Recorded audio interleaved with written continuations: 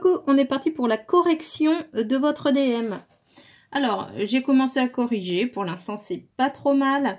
Le plan était le suivant, une croissance démographique qui provoque une urbanisation sans précédent.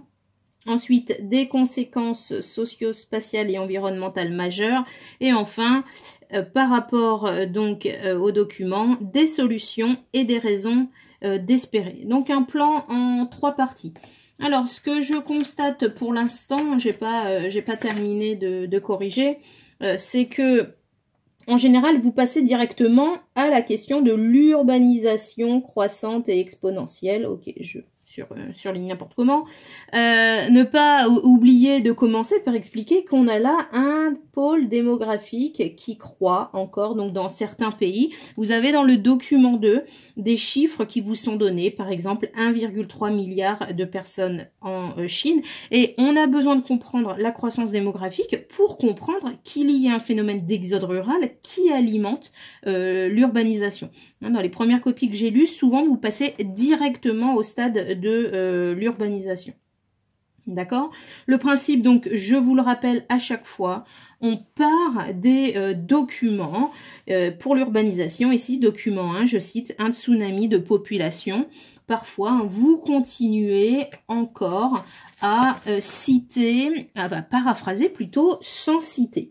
Et la citation, elle va se faire ici, entre guillemets, en notant le numéro de la ligne et en formant des phrases qui ont un sens. Le document, donc, tsunami de population, ligne 1, déferle sur les villes. Après, éventuellement, vous pouvez compléter avec le cours, mais vous devez toujours partir de l'idée qui est contenue dans les documents. Alors, ensuite, pour les autres parties, je m'amuse avec mes feutres fins, j'adore ça. Des conséquences spatiales. La première, c'est une conséquence spatiale, un étalement urbain produisant des inégalités de logement. Les textes et le document 3 notamment parlent de villes tentaculaires. Vous avez dans le cours, alors oui, en effet, vous pouvez vous appuyer sur le cours, mais encore une fois, vous ne devez pas partir du cours. Dans votre cours, dans votre poly, il y a une référence à Mumbai, qui est une ville énorme. Cet étalement urbain est un reflet des inégalités sociales. On vous parle notamment de l'essor ligne 14-15 du document 1, essor d'une classe moyenne, mais maintien d'une forte pauvreté. En effet, le document 2 nous montre dans les données chiffrées que il y a 5% de pauvres au Bangladesh, 76,5% de pauvres au Bangladesh, 68% en Inde. Et tout cela, impacte, on le sait, le lien entre inégalité sociale et inégalité environnementale, il est suffisamment fort, mais il faut le rappeler. Un impact fort sur l'environnement. Donc, de partir de la congestion automobile qui provoque une forte pollution, avec toutes sortes de conséquences sur la santé publique. Et après, encore une fois, je le répète, vous rebondissez sur le cours en citant d'autres conséquences environnementales de cette pression, liée à cette pression démographique. Et enfin, pour terminer, des solutions d'espérer, le document 1 parle notamment de la progression dans les villes des services publics. Ligne 8-9 du document 1, les défis pour les autorités sont immenses pour conjuguer à la fois le développement économique, urbanisme et création de services publics menant à la réduction de la pauvreté et la préservation de l'environnement. D'accord? Et enfin, dans certains pays et dans certaines villes, des politiques de transport sont menées.